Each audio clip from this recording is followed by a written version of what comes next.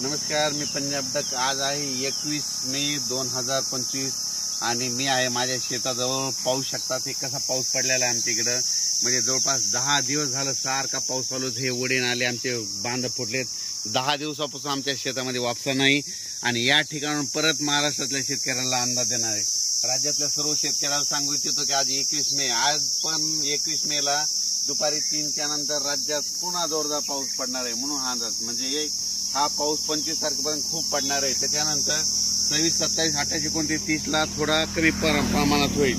पण त्याच्यानंतर म्हणजे सांगायचं झालं 30 मे पर्यंत असा थोडा भाग बदलत पाऊस पडणार आहे.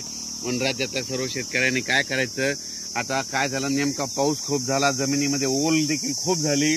पण काय झालं, शेतकऱ्यांचं शेतच दुरुस्त नसल्यामुळं अडचणी येत आहेत. म्हणून राज्यातल्या सर्व शेतकऱ्यांना सांगू इच्छितो की तुम्ही काय करा, जशी वेळ भेटेल तसं काय करा, तुम्ही तुमचे शेत दुरुस्त करा. कारण की राज्यामध्ये आता जवळपास हे 25 मे पर्यंत तर मुंबई पुणे नाशिक नगर जिल्हा मुसळधार पाऊस पडणार आहे. म्हणून हा अंदाज लक्षात घ्या.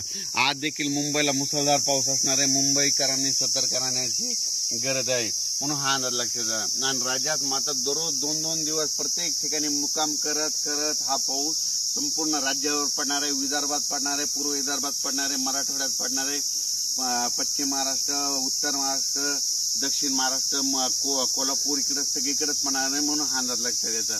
म्हणजे सांगायचं झालं तर 25 मे पर्यंत खूप जोराचा पाऊस असणार आहे. ओढे नाले वाहणारा पाऊस असणार आहे.